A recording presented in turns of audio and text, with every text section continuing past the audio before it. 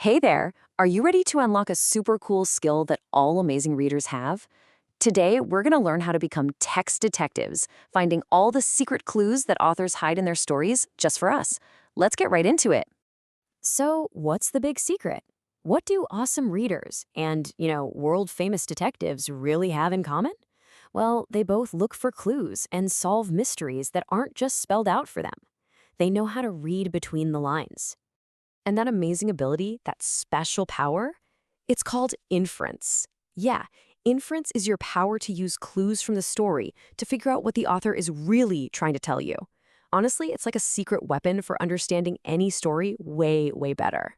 Now, every great detective needs a toolkit, right? So today I'm giving you a really simple but super powerful one that's going to help you solve pretty much any text mystery you come across. And here it is. We call it the chestnut way pattern. It's just a simple four-step process. First, you find the clue in the text. Second, you use that clue to make your inference, your smart guess. Third, you prove it with the best evidence you can find. And last, you explain why that evidence is the right one. Let's see how it works. All right, for this first case, I'll be the lead detective. So just watch how I use our new toolkit to solve the mystery of the forgotten lunch. Okay, here's our first mystery. It says, Maya opened her backpack and froze. She moved her folders around, checked the front pocket. Her stomach made a loud growl. Maya looked away quickly and stared down at her desk. Okay.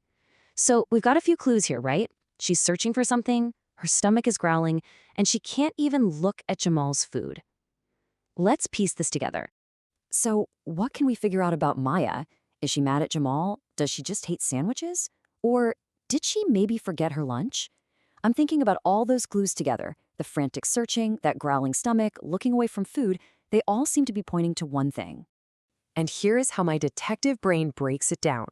The clues are her actions. My inference, my smart guess, is that she forgot her lunch. But here's the most important part. What's the absolute best evidence to prove it? It's that sentence that shows her desperately searching. That action right there is the strongest proof that something important is missing. Awesome job watching me solve that one. Now it's our turn to team up. So let's put on our detective hats together and solve the curious case of the muddy shoes. Okay, partner, let's look at the evidence. The text says, a trail of muddy footprints crossed the tile floor and ended beside Tyler's desk. Tyler tucked his feet under his chair. So the footprints lead right to him, and he's kind of hiding his feet. Those seem like some pretty major clues, don't you think? So, what can we infer from this? Let's look at our options. Do the clues really suggest he's cold or that he wants to clean? Or is it way more likely that he's the one who made that mess? What do you think? All the evidence points right to one answer. And case solved. The answer is A. This is a perfect example of why finding the best evidence matters so much. The single strongest piece of proof is the sentence that literally connects the mud trail right to Tyler's desk. It's the smoking gun, or in this case, the muddy shoe print. You are getting so good at this. You've learned the pattern, you've practiced with me, and now it is your turn to take the lead. I'm going to give you 3 cases to solve all by yourself. You ready for this? Let's do it. Okay, here's your first case, the tryout list. The text says he read the list a couple of times, his shoulders dropped, and then he crumpled the paper. Pay really close attention to what his body is doing. What is his body language telling you? All right, detective, based on those clues, what can you infer about Eli? Take a close look at the options on your screen. I'll give you a few seconds to think it over. And the verdict is in. If you guessed A, you are absolutely right. Eli didn't make the team.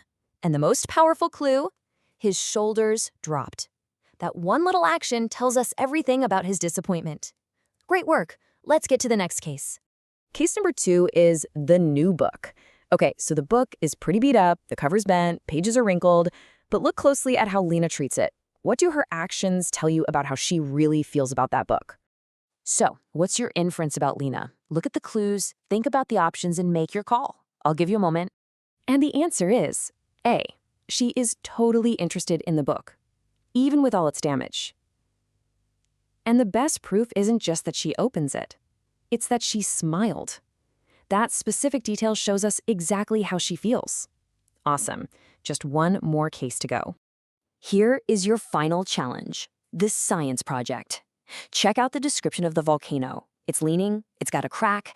Now, listen to the exact words Noah whispers to it. Okay, what can you infer about Noah and his science project? This is your final test as lead detective. Lock in your answer. And you've cracked the case. The answer is A. Noah is definitely worried his project is going to fall apart. And the absolute best evidence is his own words, when he's literally begging his volcano to hold on for just 5 more minutes. That is fantastic detective work. Your mission is officially complete. You followed the clues, you made some really smart inferences, and you backed every single one up with solid proof from the text. You have totally mastered the art of being a text detective. So what did we learn today? You now have a permanent set of skills. From this moment on, you can say, I can find the clue, I can make an inference, I can prove my answer with evidence, and I can explain why my proof is the best one. Keep on being a great detective and never stop reading between the lines.